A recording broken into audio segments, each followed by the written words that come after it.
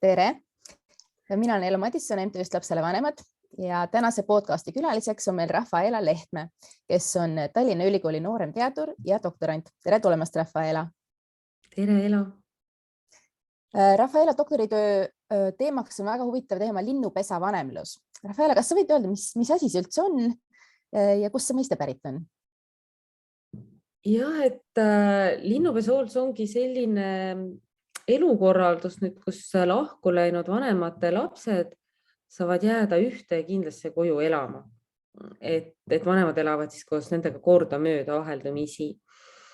Ja tegelikult see nimi tulebki nagu võrdlusest päris linnupesaga, kus siis emas ja isas linn käivad vaheldumisi pesal poegi toitmas, et kord üks, kord teine. Ja oluline on just see, et pojad ise ei pea enne välja lendama, kui nad on selleks valmis, kui nad tunnevad, et nad on selleks valmis kodust välja minema. Ja ma isegi olen näinud, suvel on kured, nagu üks kurg on ühe posti peal ja siis teine on pesa peal seal poegade juures. Koostöö. Koostöö, jah. Sa ütlesid, et lapsed elavad siis samas kohas edasi, ongi need vanemad siis käivad vaheldumisi ja vahepeal nad on siis kodus. Ja väga huvitav, et kust üldse tekkima hakkas selline perevorm, kust see sai siia maailma? Et ma olen selle peale hästi palju mõelnud ja et nagu üleöö ei teki, eks ole, midagi. Ja väga paljud sellised uued nähtused ühiskonnas on tegelikult selliste pikemate erinevate protsesside tulemus. Et aastakümnetega tegelikult lahutused ja lahkuminekud, nende arv on tohutult kasvanud ja see muutub aina tavapärasemaks, et Eestis näiteks on see lastega perede lahkumineku määr üks kõrgemaid Euroopas. Ja ajapikku õnneks on hakatud teadvustama seda, et jagatud vanemlus, et mõlemad vanemad jäävad lapse ellu, et see on midagi väga positiivset ja et seda tuleks soodustada. Ja õnneks ka aina rohkem vanemaid tahab jääda oma lapse ellu, et veel mõnikümmend aastat tagasi see oli väga tavaline, et ainult emale jäi ja et isal polnudki seal just kui nagu, ühiskonnad on muidugi erinevad, ma ei taha nagu üldistada, aga õnneks on kuidagi seda jagatud vanemlust rohkem hakatud teadvustama, kui oluline see on ja mõlema vanema tähtsust on hakatud teadvustama. Nii et võib öelda, nii rahvusvahelised uuringud. Kas sa mõtled tähtsust siis nagu lapse jaoks või nagu, et mõlema tähtsust vanem... lapse jaoks, see on vanemale endale ka oluline. Aga just, et ütleme niimoodi, et kui lahutus on lapsele riskifaktor, et sellega kaasneb väga palju negatiivseid pingeid, lahutusega tuleb lapsele enamasti väga palju tervise ja heaoluga seotud riskitegurid, kohanemisprobleemid, seda on ka väga palju uuritud, aeg nagu tiksub, aga ütleme, et väga, seal on suhteliselt konsensus, et lahutus enamasti on lapsele halb ja nüüd samas kaitsefaktoriks olekski see, kui tal säilib suhe mõlema vanemaga, nii emaga kui isaga. Muidugi erandjuhud on need, kus tõesti on selge, et üks vanem on lapsele ohtlik. Aga kui me nendest variantidest ei räägi, siis üldiselt on lapsele kasulik säilitada suhe mõlema vanemaga. Ja nüüd on ka näha, et see jagatud vanemlus ühiskondadest aina rohkem kasutatakse seda. Statistikat on jälle raske teha sellises asjas, aga nii palju, kui seda on tehtud, et jagatud vanemlus selle kasutamine on kasvanud ühiskondades.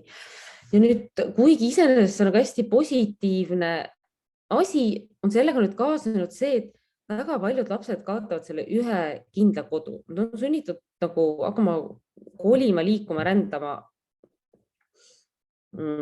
erinevate majapidamiste vahel, ema elamise vahel ja isa elamise vahel. Ja mõnele see väga hästi sobib. Aga mõnele on selline väga ränk ja on päris palju ka uuritud neid kolivaid lapsi.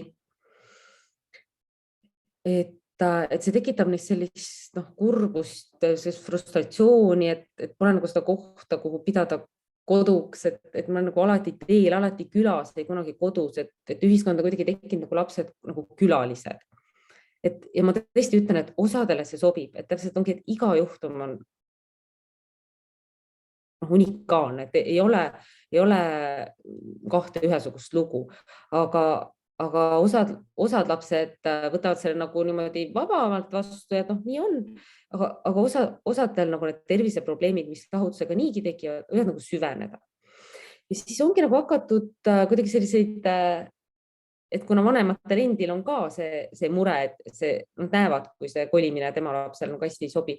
Spetsialistidel on mure laste pärast, lapsed ise ei ole rahul ja vanemad ka ei ole rahul. Ja siis on nagu hakatud otsima neid loomingulisemaid lahendusi. Ja siis linnupesa ongi lihtsalt üks võimalus, et nagu vanem võtab selle vastutuse enda peale. Et miks see laps peab kolima, kui mina tahan kodust ära minna, siis mina kolin.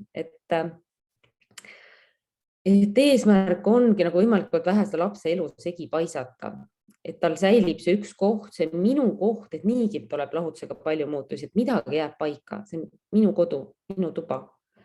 Ja samas tal ikkagi säilib võimalus mõlema vanemaga suhelda, sest see on see teine pool selle linnupesa juures. Et üksikvanemluse puhul ju ka lapsele jääb oma kodu, aga see, et tal on oma kodus võimalus elada mõlema vanemaga ööpäeva ringselt. Et kumbki vanem ei kaota ka seda, et laps jääb koju ja mina siis muutun justkui nagu külaliseks, et mõlemad jäävad nagu aktiivseks osaliseks. Ja kuidas siis nagu see esimene mõte üldse tuli, kas mõned vanemad siis arvasid, et aga tead, ma lähen ise kodust nädalaks ära ja siis läheb teine vanem nädalaks ära või on mingid kohtulahendid või kuidas see nagu... Sa mõtled selle ajaloo mõttes just, et kus see päriselt kunagi... Kes oli see esimene, kes ma usun, nagu alustas? Sellise asja kohta on jälle jube raske statistikat teha, et ega keegi ei lähe seda kuskile niimoodi ütlema, et me nüüd oleme lahus ja me nüüd teeme nii. Aga et eks ta niimoodi vaikselt on ühiskonda imbunud, aga samas on mõned, et ütleme, et üldiselt nüüd tänapäeval on see selline... See saab toimida nii, kui see on mõlema vanema ja lapse nagu vabatahtlik soov, et nagu sa ise soovid seda oma lapsele.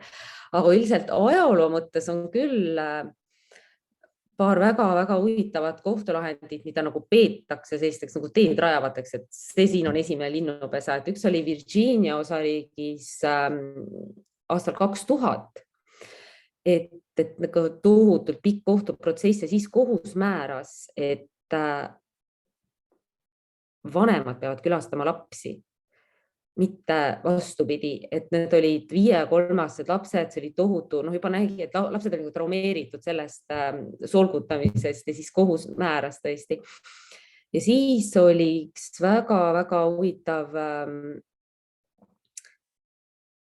juhtum aastal, las ma nüüd ütlen, see oli 2003, jah. Kanadas on üks selline väga, ma tõesti isegi soovitan lugeda, see on üleval, see kohtudokument on üks kohtunik Quinn on tema nimi, ta kirjutab väga värvikalt ja on ka selle juhtumi juures ka tema seletuskiri, et ta otsis üles selle esimese, selle Virginia osariigi lahendi, viitas ka sellele ja ta tõi ka välja selle, et läheb lapse huviga läheb vastuollu see, et last niimoodi solgutatakse, see oli ka väga-väga pikk kohtuprotsess ja ta kirjutaski seal, et tema ei näe, et ükski inimene valiks endale vabatahtlikult sellist elukorraldust, mis nõuaks nii palju, nii pidevat kolimist, et tema arvates lapsed on nagu lendavad taldrikud vanemate käes, et temal on õigus, temal kui kohtunikul on õigus sekkuda, ta näeb, et lapse huvi on ohus. Et need on sellised kaks sellist, mida peetakse esimeseks, aga muidugi mina nagu näen, et see ei ole asi, mida nüüd niimoodi rusika ja kohtu kaudu nagu teha, et üldiselt see on ikkagi see, et see vanemate omavaheline soov ja suhtlus ja lapse huvi. See, mis on selle Tahtsin küsida, et kuidas see praktikas välja näeb, selline linnupesa vanemlus, et kas vanematel on siis teine kodu, mis on ka ühine või on mõlemal vanemal veel oma teine kodu, mis tähendab, et kokku pere peale on 3 kodu ja see on siis nagu üsna kulukas tegelikult. Ja kui nüüd vanemad vahelduvad, siis kelle reegleid jälgitakse, et millal see uneaeg on ja kas võib sokkidega diivanil käia või mitte? Ja, väga küsimus, sul oli siin kohe mitu küsimust koos, ma katsun nüüd kõik vastata siis, et nagu see praktiline. Et tegelikult see on hästi paindlik mudel, et ütleme, üks võimalus ja kõige tavapärasem, mis kohe nagu pähe kargab, ongi see, et laps on oma kodus ja mõlemal vanemal on nagu siis see oma koht.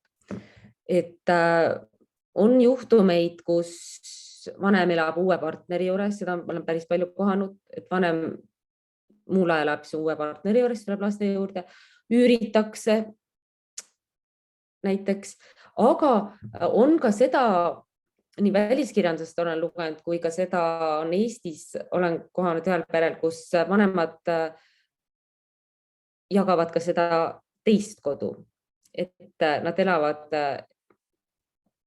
kord elab üks selles üürikorteris ja siis teine on lapsega ja siis niimoodi vaheldumise, et nagu 2 kodu mudel. Et tavapärane on jah, et peaks olema just nagu seda 3 elamist, aga saab ka 2 ja siin on väga-väga palju erinevaid võimalusi. Aga nüüd et põhiline ainukene, mis nagu linnupesast teeb linnupesa, ongi see, et laps ei pea kolima siis, kui ta ei taha. Et on ka niimoodi, et kui on see mingi teine elukoht, et kui laps soovib, siis ta võib ka seal olla selle teise vanemaga, aga just see, et tal on võimalus olla kodus, kui ta tahab. Aga nüüd need sokid ja hambaharjad, võt, et see on nüüd ka selles mõttes hea küsimus, et kui ma olen lugenud ingliskeelset kirjandust, siis on väga palju rõhutatud seda, et see toimiks, et reeglid paika saada. Ja nüüd Eesti lapsevanemad, keda ma intervjueerisin, nad olid kuidagi hästi mõnusad, nad olid hästi toredad ja nad võtsid kuidagi seda palju vabamalt, et pigem nad nagu nägid, et mingid asjad on elementaarsed, et see on selge see, et sa koristad enda järelt ära, et sina hoolitsed sel ajal laste eest, aga mingid niimoodi, et mõlemad nagu nöörimööda mingit sama reeglistikku peaks järgima, et seda ei ole, et iga vanem on nagu nii erinev, et nagu nii on kodu nii, nagu üks vanem on, et iga inimene on erinev, et ei maksa seal nagu liiga lõhki jääda, kuigi muidugi rahaasjades peavad olema mingid reeglid, aga pigem mõtlen, need vanemad nägidki, et on nagu sellised tegurid, mis nagu soodustavad seda, kas linnupesa hakkab toimima või mitte. Mitte niivõrd reeglid, aga nagu sellised asjad, mis lihtsustavad linnupesa toimimist. Mis need tegurid siis on, et kas see on nagu vanemate isiksused, millistele vanematele see sobib või need on mingid muud lapsest tulenevad tegurid või majanduslikud või? Jah, kõike näppu otsaga, ma katsun hakata loetlema siis, et esimene kindlasti on see, et vanemate omavaheline suhtlus peaks olema ikka austav. Et austus, sõbralikkus teise suhtes, et selline positiivne suhtlus ja usaldus, et sa pead nagu usaldama seda teist vanemat, kuigi ma siin nagu ütlen ikkagi vahele, et see on toiminud ja võib toimida ka väga halva suhtega, et mitmed vanemad on nagu seda öelnud, et ega meil ei olnud tegelikult mingit head läbisaamist, aga me tahtsime seda lapse nimel, meie suhe on aina paranenud. Et seda ma olen mitu korda tõesti kuulnud. Ma just tahtsin küsida, et kas tülisvanemate puhul ka võiks see sobida, et nad on tülis, aga põhimõtteliselt nõus lapse nimel pingutama, et kas siis võiks ka selline asi toimida? Selle küsimuse peale mul tuleb kõrvu ühe ema vastus umbes samale küsimusele. Ta tegi lühiajaliselt seda keelt, aga ta ütles, et ja ta otsis sõnu, ütles kuidagi niimoodi, et no peaks olema vähemalt nii, et nad üksteist maha ei löö. aga üldiselt ma ütlen, et ikkagi see ei ole kaklevate vanemate mudel, et ta pigem ikkagi seal on rohkem koostööd vaja kui tavalise jagatud vanemluse puhul isegi, et kui sa seda ühist kodu pead jagama. Et seal on, aga kõik vanemad nägid seda, et mu suhe eksiga paranes. see koostöö sundis meid paremale koostööle. Seda tuli tõesti paljudest lugudest välja. Et kuidagi see positiivne suhtlus ja usaldus ja austav suhtumine, see on kõige alus, aga seda saab kasvatada ja seda tekkis juurde. Et see paratamatult lahutusega väga tihti tuleb seda kibedust ja seda kurbust, seda kadedust. Ja siis et kui me tegelikult, ma vist olin ju selle raja peal, et ma räägin nendest, mis lihtsustab, mis pidi mingi nimekirjasid praegu kokku saama sulle, mis lubasid. Mis tegurid? Teine asi, mis ongi see, et sa pead tegelema oma enese tunnetega, et see töö oma sisemaailmaga, seda näiteks vanemad leidsid, et see on hästi oluline. Et sa ei jääks kibedaks, et sa ei jääks kaugeks ja et otsi kas või abi, kui sa ise ei tule oma tunnetega toime. Et see oli midagi, mida vanemad väga rõhutasid. Nüüd kolmandaks ma tahaks kindlasti välja seda, et raha ja kulutustega seotud need tunnused, seal on tõesti päris palju asju. Et mõlema vanema see majanduslik iseseisvus, et naise majanduslik iseseisvus on tõesti ka oluline. Et seda saaks teha, et partnerid tunneksid, et nad on võrdsed. Siis saab igasuguse töö kõrvalt teha, aga sellised paindlikud töötingimused, kui sul on võimalik kodus tööd teha, kui sul ei ole nii täpselt graafiku pealt tööl, et kui sul on võimalik rohkem oma tööaega määrata, kus ja mida sa teed, see on kindlasti abiks. Ja siis, mida ma väga rõhutaksin, on just see, et tasakaal kulutuste võrdse jagamise sellise suuremeelse mõtteviisi vahel, et ühest küljest on vaja sellist hästi elutervet suhtumist, et sa ei saa olla nagu kitsi, et juuksekarv lõhki ajada, sendi pealt pooleks ajada, siis on see nagu väga raske. Aga samas peab olema selline võrdsus, et kumbki ei tunneks, et talle tehtaks liiga või et mina nüüd pean kõik arved siis maksma, et kuidas nii, et mina ostan kõik saapad ja mina ostan kõik asjad ja siis mina maksan veel kogu üüriga. Aga see võrdsus, selle juures omakorda, mida ma väga rõhutaks, et võrdsus ei tähenda 50-50, nagu me räägime rahavõrdsusest, eks ole, mitte ajavõrdsusest, et siin tuleb arvestada ka seda sissetulekute erinevust. Et kui üks on ikka väga palju jõukam, siis ei saa teha 50-50, et siis see peab pigem olema niimoodi, et nagu mõlema palgast läheb võrdne protsent mingite asjade jaoks selles mõttes, et kulutused võrdselt jagada, samas arvestada seda, et inimesed teenivad erinevalt. Ja samas tuleb olla teatud mõttes nagu suuremeelne, mitte nii, et ma ostsin sinu nädalal lastele pool pitsat, et maksa tagasi. Et selles mõttes, et tuleb, et kui vanemad ise rõhutasid, et ma ammu enam ei jälgi nüüd sendi pealt, et siis kõigil on palju parem. Aga selleks peabki olema ka see austus, üksteise vastu, see tunne, et keegi teeb mulle liiga, et need tegurid hakkavadki kõik koos nagu mängima. Ja siis nende reeglite osas, et ongi, et pigem mitte reeglid, aga paindlikkus. Just see, et hästi elementaarne viisakus, teisega arvestav käitumine, et sa jätad endast maha korras kodu, et sa arvestad teisega. Ja veel, mida ma rõhutaks, on kindlasti see, et just nendele kolivatele osapooltele need elamis- ja kolimistingimused peavad ka olema mugavad. Et ükskõik, kes kolib, tal peab olema mugav, ka siis, kui laps kolib. Et just, et tuleb väga arvestada, et kolijal oleks ka see teine pind või need kohad oleksid sellised mõnusad, ubased kodused, et kui see vanem tunneb, et ta on kogu aeg nagu kuidagi kuskil kännu otsas ja pole kohta, kus olla, et siis see ka ei toimi, et laps on siis õnnelik, kui vanem on õnnelik, et mugav koht jääb endal ka olema, et selline eneseväärikus, et sa pead vaatama, et sul sellel teisel nädalal on ka mõnus hea olla. ja samas, mida ma ka nende tingimuste juures ma tegelikult väga ütleks välja sellest, ma arvan, et see küsimus tekib, et kuidas on uute partnerite ja uute suhetega. Ma just tahtsin küsida, et sa mainisid, et üks ema tegi lühiajaliselt seda, et mis siis toimub pärast seda, kas see on mingi periood või kas tulevad uued partnerid, uued pered, et mis nagu siis saab? Ja, vot, et ma võib-olla ütlen selle viimase asja lihtsalt ära, mis ma tahtsin siin veel öelda, eks ole, et uued suhted ja uued partnerid on väga tavapärased ka niimoodi, et seda on pikaajaliselt tehtud. Et on pikaajaline linnupesa, lapsed on kodus ja samas mõlemal vanemal on juba ka pikaajalised uued partnerid. Nii, et see kuidagi vanemad leidsid, et see ei ole nagu takistus uue partneri leidmisel või uute suhete loomisel.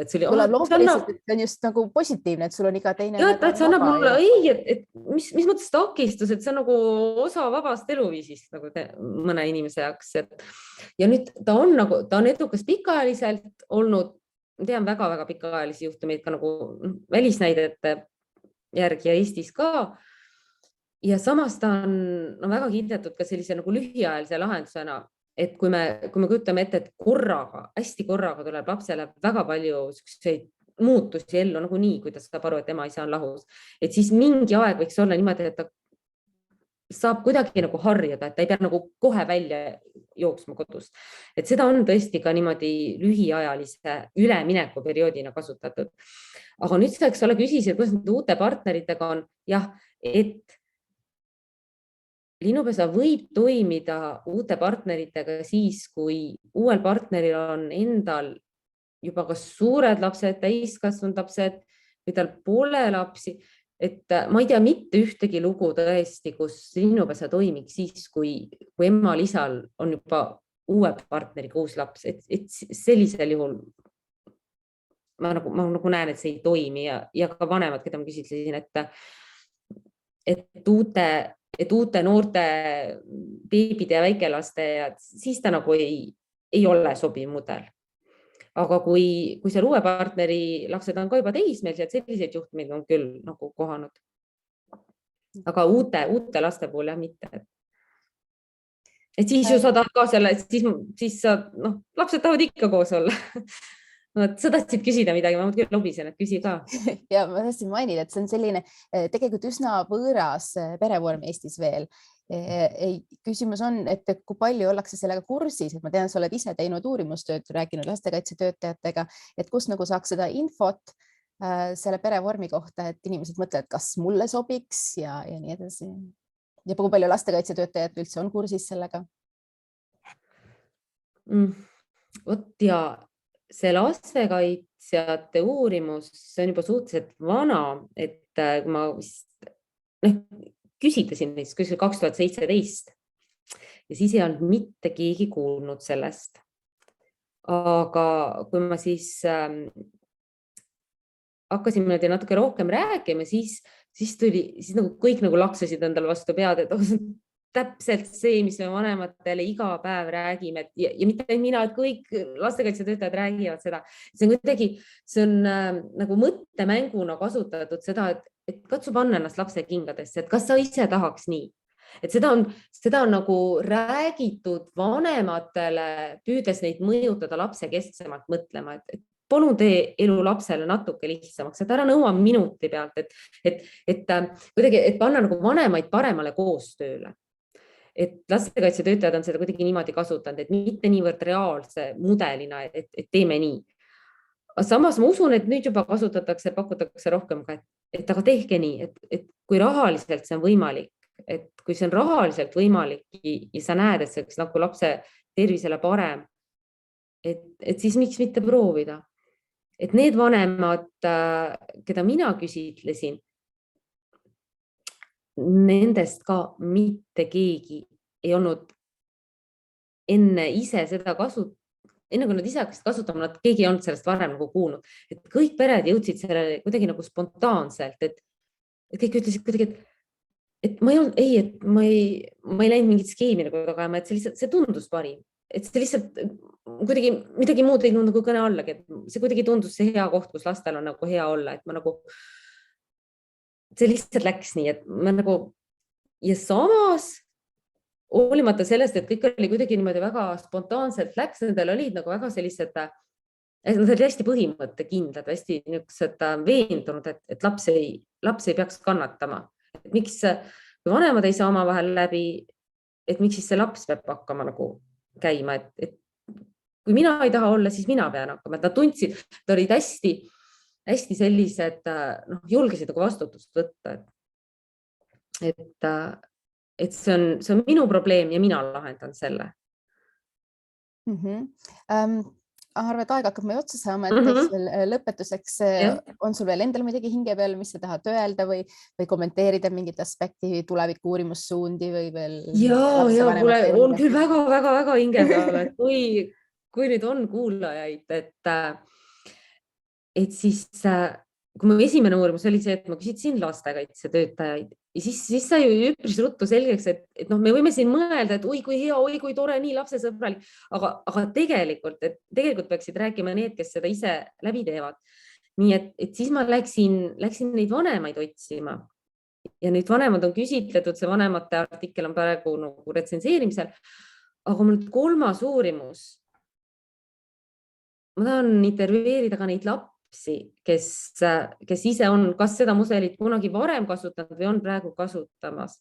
Et tõesti, et kui keegi teab kedagi, kes teab kedagi, mõnda sellist peret, mõnda sellist last, et vanus ei ole oluline, et 4, 5, 6, 7 aastased räägivad juba nii asjalikult ja nii tublilt, et kuni seal 20-ndateni välja, et kui keegi teab kedagi, siis ma hästi hea meelega, ma ei tea, kas sinna kuskile lingi alla saab ka ju panna minu kontaktid või ma hõikan kohe siin välja, et rafaela.ee, sealt leiab ka selle vormi, kust kaudu nagu linnupesa uurimuse jaoks ühendust võtta ja e-posti aadress on mul erlehtme.tlu.ee, aga kui sa saad sinna panna, nüüd ma puterdasin selle aadressi ära, aga siis on vähemalt näha, et ta on spontaanne ja pole plastmassist asi. Et kui need kontaktid saab, siis ma tõesti lõppsõnaks ütleksin selle, et see kindlasti ei sobi kõigile. See võib sobida nagu osadele. Ja kui me juba leiame mõne pere või mõne lapse, kes saab selle kaudu olla tervem, rõõmsam, siis see on juba minu meelest nagu suur võit. Aga samas, kui me selle teadmist nagu ühiskonda viime, siis see aitab nagu üleüldiselt ka kuidagi seda lapse huvi ja mõlema vanema osalemise tähtsust lapse elus, et aitab seda nagu teadvustada, et üldse kuidagi nagu lapse sõbralikumaks ühiskonda viia ja mõlema vanema sõbralikumaks. Et kuidagi seda lapse keskust võiks rohkem Eesti ühiskonnas nagu rõhutada, et mõelge lapse peale, et lapsel on vaja mõlemat vanemat ja lapsel on vaja mõlemat vanemat, kes omavahel saaks läbi. Saaksid ka siis läbi, kui abielu on läbi või kooselu on läbi, et vanemateks need jäävad ikkagi kogu aeg koos. Selle peale tasub mõelda, et ema, isa me oleme ikkagi edasi. Mis sest, et kuigi me pole ka enam abikaasad. See on kuidagi see mõte, mis nagu aitab selles raskes osas nagu edasi. Vot, nüüd on vist niimoodi suu lukku ja klapp kinni, et aeg otsas, jah. Aitäh, ma arvan, et on väga head lõppsõnad, millega meid nagu koju teadmiseks kaasa võtta ka. Aitäh tulemast, Rafaela Lehtme. Ja edu tulevase uurimustööde osas. Me paneme siis aadressi ka, et see pühendust. Aitäh. Seda vist lihtsalt raske tekstist siit praegu kätte saada. Olgu.